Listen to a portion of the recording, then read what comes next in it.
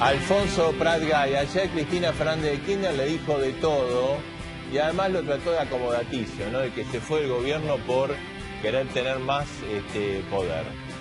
Vamos a escucharla a la presidenta como lo dijo y después hablamos con Prat-Gay. Dale. Hasta escuché a un ex vicepresidente del Banco Central durante las épocas, y quiero decirlo porque fue presidente durante la gestión de mi compañero, del presidente Kirchner. Y entonces decía que el joven Kicillof, porque todos le dan a Kicillof menos edad la que tiene, pero en realidad tampoco es tan pendex. No, tiene como 40, 41 años, tranqui, que no es un pibe de 20. Lo que pasa es que el look lo ayuda y es medio descontracturado, no anda todo el día cogotado con la corbata acá, como andan algunos pensando que por eso son más importantes. Decía dónde estaba. Y le reprochaba que cuando él era presidente del Banco Central, durante la gestión de Kirchner, el país crecía, dijo, a 8 puntos, 9 puntos. Yo quiero recordarle que, por favor, tenga el honor de decir que se tuvo que ir porque se peleaba con el ministro de Economía por las políticas activas que teníamos y por eso se tuvo que ir del Banco Central. La verdad que cuando uno escucha estas cosas uno tiene que contar la verdad, porque las peleas que en ese momento había entre Economía y el Banco Central, que creo que esta es la única etapa en que no hemos tenido, desde que entró Mercedes Marcó del Pont, la verdad es la única etapa en la que no hemos tenido peleas entre Economía, porque siempre los del Banco Central, monetaristas por lo general, contra obviamente el Ministerio de Economía, que es el que tiene que parar la olla y necesita que la actividad económica crezca todos los días. Pero la verdad que me dio un poquito de fastidio, un poquitito de fastidio escuchar que se arrogaban políticas que habían criticado y por las cuales se pelearon con el ministro de Economía de entonces. Y además recuerdo también la circunstancia por la cual se fue del Banco Central. Fue cuando quiso imponerle al presidente Kirchner que si no nombraba 2 directores que él quería, le presentaba la renuncia. Y bueno, y Kirchner le agarró la renuncia. Nunca le presenten la renuncia a un Kirchner. Se los recomiendo porque... Y me acuerdo que le aceptó la renuncia pensando que esa era una manera de presión. ¿Fue así? ¿Amagó con el presidente de la renuncia para que me digan que no? No fue, mal se llevaban? no fue así. A ver, lo que hay que aclarar es que había un mandato que terminaba y había que resolver qué se hacía con el mandato siguiente. Los mandatos de presidente de Banco Central y los directores duran 6 años. Y en esa charla con Néstor Kirchner, él me ofreció seguir 6 años más y yo le dije que no, que muchas gracias. Había habido una discusión previa y en todo caso lo que dice la Presidente subraya que yo siempre me preocupé en cumplir con la ley. La ley lo que dice es que el Banco Central tiene que ser independiente y los directores tienen que ser idóneos. El modelo de Santa Cruz es un modelo diferente, donde ella celebra que Mercedes Marcó del Pont no tenga discusiones porque hace exactamente lo que le dicen. Cuando el Banco Central hace exactamente lo que le dice el poder de turno, tenemos inflación. No hay otra razón por la cual hoy tenemos inflación. Y hay un grave error de concepto en este tape de Cristina que alguien le tendría que explicar. En aquellos años, 2003-2004, las políticas activas no estaban en el Ministerio de Economía. El Ministerio de Economía sustraía recursos de la economía porque aumentaba el superávit fiscal, ¿te acordás, Marcelo? Sí. El Banco Central era el único que compensaba y bajaba la tasa de interés. Nosotros llevamos la tasa de interés al 1% para compensar la contracción fiscal de aquellos años. Así que en todo caso era al revés. Si hubiera habido una discusión en ese sentido, era exactamente al revés. Yo la discusión que tuve con Lavagna, y esto fue público, la tuve también con Néstor Kirchner, en privado, tratando de cambiar el curso, fue respecto a la negociación de la deuda. Y mi principal crítica era que no teníamos por qué regalarle a los bonistas el cupón del PBI tal como estaba siendo diseñado. Fíjense, este año, a fin de año, Argentina tiene que pagar algo más de 3.000 millones de dólares solamente por un año del cupón del PBI. Bastante más de los 2.300 que van a celebrar la semana que viene cuando hagan el último pago de Bodem, ¿no? Entonces, es una negociación de la deuda que termina siendo mucho más cara de lo que tendría que haber sido. Esa fue la discusión. ¿Y por qué, cómo tomó esta reacción de Cristina? Usted criticó a Kicillof. Kicillof es una persona que ella le tiene aprecio y, digamos, como una figura dentro del equipo económico. Marcelo, yo la verdad que no entiendo por qué Cristina tiene que gastar tiempo en lo que yo diga o deje de decir, realmente, ¿no? Creo que Argentina está en un momento donde no se puede dar el lujo de que su presidente no esté ocupando todo su tiempo en resolver las cuestiones, ¿no? Hay problemas muy serios de inseguridad, hay un problema de inflación que por supuesto ellos nunca lo van a reconocer y digámoslo, hoy dejaron pasar la oportunidad, el billete de Evita, que es una buena idea, ¿por qué no le dan a Evita un homenaje aún mayor en un billete de 500 pesos, por ejemplo? No, eso hubiera sido reconocer... Claro, pero sería reconocer la inflación, claro, digamos, que faltan billetes. Entonces, ¿no?, la devalúan hasta Evita, digamos, ¿no? Con tal de no reconocer el problema. ¿Usted piensa, siendo, digamos, en su imagen en un billete de 100 pesos que se devalúa porque los 100 pesos hoy no alcanzan para mucho? Y los 100 pesos, a ver, el billete de 100 pesos tiene 20 años. Cuando se saca un billete nuevo, en general se usa una nueva denominación, ¿no? El billete de 100 de Roca, cuando salió, compraba 7 veces más cosas de las que va a comprar el billete de Evita cuando empiece a circular. O sea, se evaluó 7 veces, digamos. Ahora, a ver, ¿por qué no le explica a la gente? Porque Cristina aquí le dijo, ¿cómo se reemplaza un billete? Porque ella dijo, paulatinamente tenemos que sacarlos de Roca y ponerlos de Evita. Eso tiene que tener alguna resolución. ¿Cómo es en la práctica? Es una desprolijidad, ¿no? De vuelta, hubiera sido tanto más fácil tener un billete de otra denominación y no estar mezclando Roca con Evita, ¿no? En la práctica lo que yo creo que va a suceder es que a medida que se van retirando de circulación los billetes viejos, porque ya están como gastados, entonces se van reemplazando por el billete nuevo. Tiene que decantar solo eso. Claro, entonces van a convivir durante muchísimo tiempo, porque hoy aproximadamente el 85% de la cantidad de dinero en circulación está expresado en el billete de 100. O sea que hay muchísimos Rocas. Por supuesto que a este ritmo de emisión... Lo que pasa es que cada vez se necesitan más Rocas. O sea, claro, antes uno salía de su casa y salir con 100 pesos era un problema conseguir cambio, porque era una billete de mucha denominación. Ahora hay problema conseguir cambio porque no hay monedas, digamos, ¿no? No solamente no hay monedas, sino que la Casa de Moneda no da abasto y tienen que caer en chicones, sin licitación, sin que sepamos siquiera quiénes son los dueños, ¿no? Y todo este problema que ya sabemos. ¿Sería una solución si estatizan chicones? La solución sería que averigüemos quiénes son los dueños, ¿no? Y que nos hagan transparente el contrato que se hizo con chicones, ¿no? Pero igual, esta cuestión que no nos distraiga el billete de Evita de la situación de fondo. Hoy Argentina, de manera innecesaria, está entrando en un proceso donde se destruye empleo, lo estamos viendo en el sector de la construcción, pero también hay otros sectores que están con problemas, como el sector automotriz, como el sector agropecuario. El INDEC marcó que, digamos, en el primer trimestre Argentina había destruido empleo por primera vez desde que está Néstor, digamos, del 2003, ¿no? De mayo de 2003 cuando estuvimos. En el segundo trimestre del año, ¿ese proceso continuó? O sea, ¿se está perdiendo empleo? No tenemos los datos, pero si miramos de empleo, pero sí tenemos los datos de actividad. Y la actividad siguió cayendo muy fuertemente. Los últimos números que tenemos son despachos de cemento cayeron un 10% en junio. Para que tengan idea, hace 7 meses crecían un 25%. La industria cayó, así que es muy probable que haya seguido el proceso de destrucción de empleo. Es la segunda vez, Marcelo. En el 2009 también cayó el empleo durante el año. Se recuperó sobre el final, pero el empleo llegó a estar abajo un 3% anual en el 2009. Y en el 2009 había una situación internacional muy complicada, no es la situación actual. Pero el gobierno dice que se nos cae el mundo encima. Sí, pero el precio de la soja no para de subir. Y nuestra única conexión relevante con el mundo hoy en día es el precio de la soja. O sea, ¿no está jugando a favor el mundo? Por supuesto que sí. El mundo tiene las tasas cada vez más bajas. Brasil hoy paga una tasa de interés a 10 años de menos del 3%. Nosotros, antes de la intervención del INDEC, se nos pedía la misma tasa, 3% anual, a 10 años.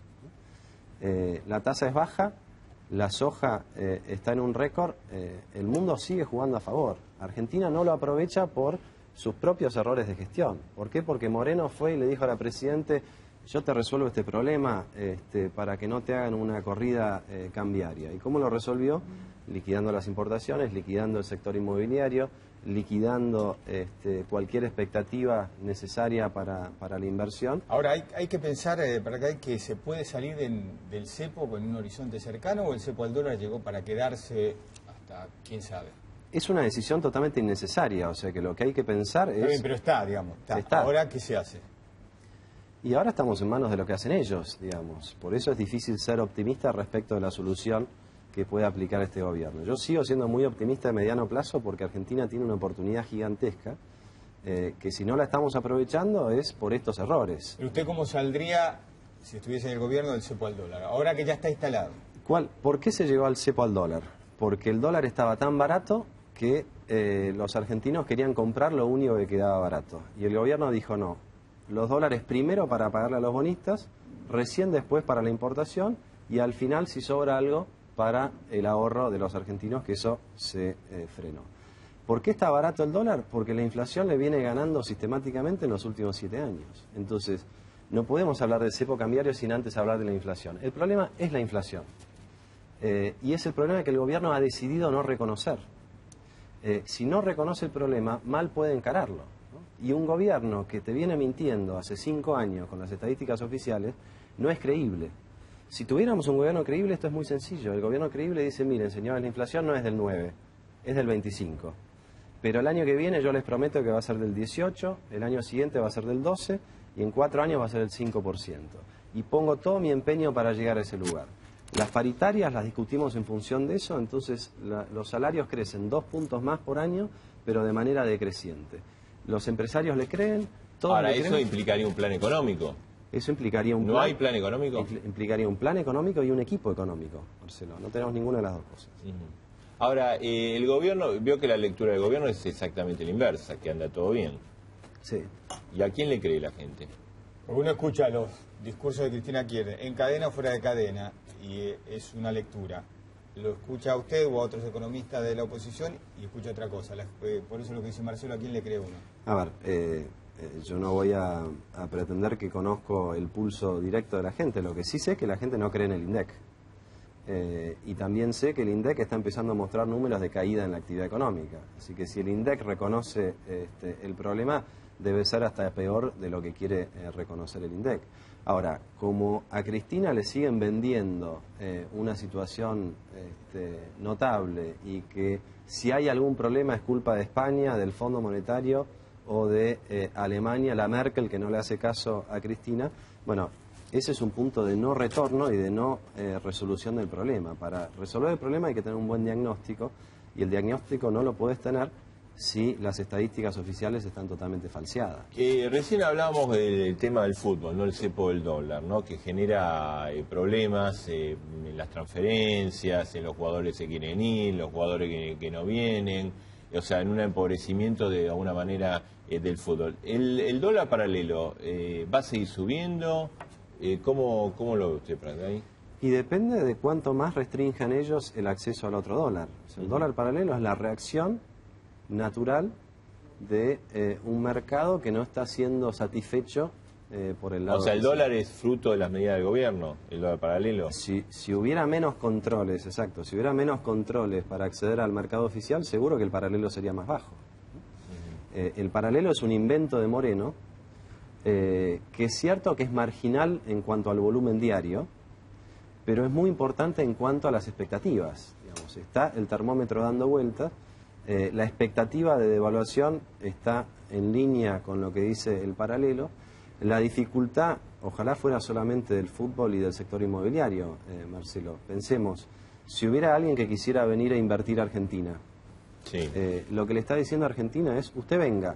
Ahora, no se va a poder llevar ni siquiera $1 de dividendos. ¿Pero están viniendo las inversiones? ¿O se pararon por esto o por alguna otra razón? Se venían parando antes de esto y esto fue el golpe de gracia de Moreno, ¿no? A Moreno yo no sé por qué razón lo siguen aplaudiendo y le siguen dando cada vez más responsabilidades, ¿no? Le iba a preguntar qué opinaba de Moreno, pero ya no.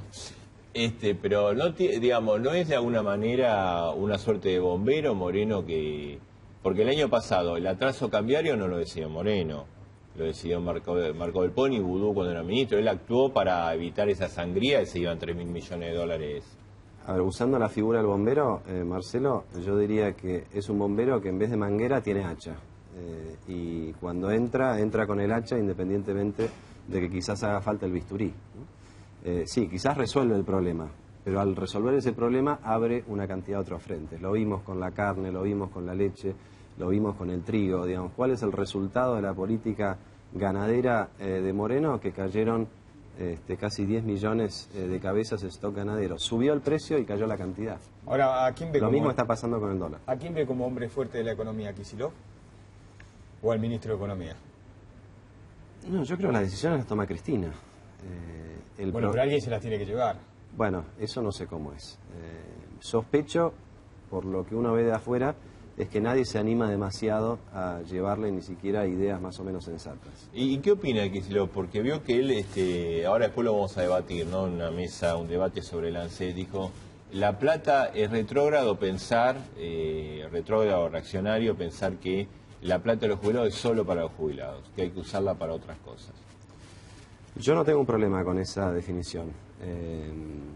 Me parece que no es lo que están haciendo ellos, ¿no? Están usando la plata del ANSES para financiarse el tesoro a tasas bajas, para cubrir un problema transitorio de Scioli, o para armar una lotería de préstamos que todavía no sabemos cómo se van a pagar. Creo que el ANSES debiera ser, ¿sí?,